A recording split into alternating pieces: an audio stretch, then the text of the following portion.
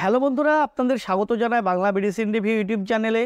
তো আজকের medicine review এমন একটি সিরাপ সম্পর্কে আলোচনা করব যেটা আমরা নিজেরাই সেলফ মেডিকেশন করে থাকি আমাদের ওয়েটকে গেইন করার জন্য, অর্থাৎ ওজনকে বাড়ানোর জন্য, মোটা হওয়ার জন্য, খিদে বাড়ানোর জন্য। তো আজকে জানবো এই সিরাপটির সঠিক ব্যবহার সম্পর্কে, সঠিক ডোজ সম্পর্কে, তাছাড়া কি কি সাবধানতা অবলম্বন করে সিরাপটিকে ব্যবহার করতে হবে, কোন কোন ব্যক্তিদের ক্ষেত্রে সিরাপটিকে দেওয়া যাবে না, এছাড়াও এই সিরাপটির মোড অফ অ্যাকশন সম্পর্কে তো বিস্তারিত আলোচনা করব। তো তার আগে আপনি যদি আমার চ্যানেলে নতুন হয়ে থাকেন, চ্যানেলটিকে প্লিজ সাবস্ক্রাইব করে সম্পূর্ণ ভিডিওটি দেখতে থাকুন। তো আজকের আলোচ্য বিষয় যে সিরাপটিকে নিয়ে, সেটা হলো ফার্মা কোম্পানির হসসিপ সিরাপটির সম্পর্কে, যেটার মূল উপাদান হলো সাইপ্রোহেপ্টাডাইন HCl ও ট্রাইকোলাইন সাইট্রেট। তো এটা মূলত আমরা ব্যবহার করে থাকি ওয়েট গেইন করার জন্য, অর্থাৎ মোটা হওয়ার জন্য, খিদে হওয়ার জন্য।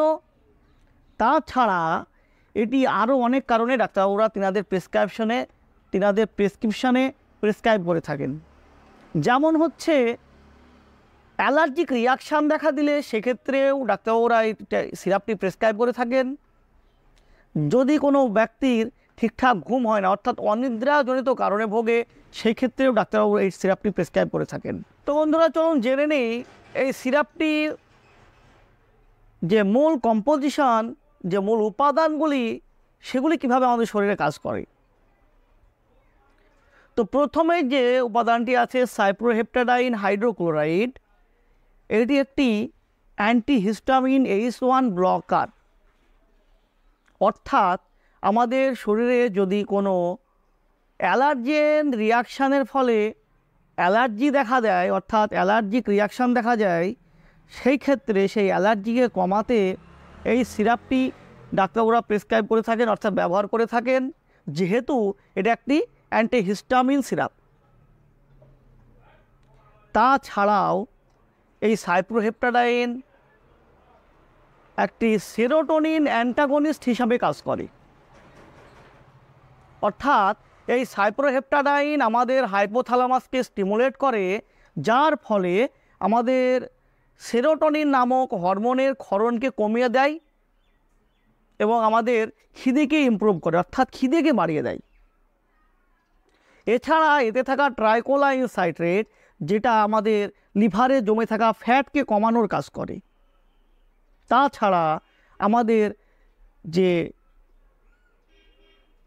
কোলেস্টেরল, আমাদের সেই কোলেস্টেরলকে কনভার্ট করে বাইল জুসে, যেটা আমাদের খাবারকে হজম করতে সাহায্য করে। এইভাবে আমাদের খিদেকে ইমপ্রুভ করে তোলে। এই সিরাপটি ব্যবহারকালীন কি কি সাইড ইফেক্ট দেখা দেয় সেগুলো চলুন জেনে নিই। এই সিরাপটি ব্যবহার করাকালীন কিছু সাইড ইফেক্ট দেখা যায়, যেগুলি হলো মুখ শুকিয়ে যাওয়া, ওজন বেড়ে যাওয়া, তাছাড়া ঘুম ভাব। সিরাপটি অ্যাজ এ সিডেটিভ হিসেবে কাজ করে, তাই আমাদের ঘুম অনেকাংশে বেড়ে যায়, অর্থাৎ ঘুম ভাব দেখা দেয়। এছাড়াও স্টমাক আপসেট প্রভৃতি সমস্যা দেখা দিতে পারে। তো ডোজ সম্পর্কে বলতে গেলে এটি প্রাপ্তবয়স্কদের ক্ষেত্রে 10 ml করে দিনে 2 বার খাবার 30 মিনিট আগে দেওয়া হয়ে থাকে, এবং বাচ্চাদের ক্ষেত্রেও এটি ব্যবহার করা যায়, তবে ডাক্তারবাবুর পরামর্শ না নিয়ে কখনো ব্যবহার করবেন না। প্রাপ্তবয়স্কদের ক্ষেত্রে ও বাচ্চাদের ক্ষেত্রে, দুই ক্ষেত্রে ডাক্তারবাবুর পরামর্শ নিয়ে ব্যবহার করতে পারলে সবথেকে ভালো হয়, কারণ ডাক্তারবাবু আপনার রোগের কন্ডিশান, আপনার শরীরের কন্ডিশান দেখে আপনাকে একটি ডোজ নির্ধারণ করে দেবেন, সেই নির্ধারিত ডোজে আপনি সিরাপটি সেবন করবেন। তাছাড়া কোন কোন ব্যক্তিদের ক্ষেত্রে সিরাপটি খাওয়া যাবে না, যদি কারো প্রোস্টেট গ্ল্যান্ডের সমস্যা থাকে, পেচ্ছাপ কম হয়, সেক্ষেত্রে সিরাপটি ব্যবহার করা যাবে না। তাছাড়া উচ্চ রক্তচাপ, হার্টের কোনো পেশেন্ট, তাছাড়া কিডনির কোনো গোলযোগ থাকলে এই সিরাপটি ব্যবহার না করাই ভালো। এছাড়াও কোনো মহিলা যদি বুকের দুধ খাওয়ান বাচ্চাদের, অর্থাৎ ল্যাকটেশন মাদারদের ক্ষেত্রেও এই সিরাপটি না নেওয়াই ভালো। তবে প্রেগনেন্ট মহিলাদের ক্ষেত্রে ডাক্তারবাবু পরামর্শে খুব সাবধানতা সহকারে সিরাপটি ব্যবহার করা যেতে পারে। তো বন্ধুরা, এই ছিল হসসিপ সিরাপ সম্পর্কে একটি ছোট্ট ভিডিও। ভিডিওটি যদি আপনাদের ভালো লেগে থাকে চ্যানেলটিকে সাবস্ক্রাইব করে লাইক দিতে ভুলবেন না।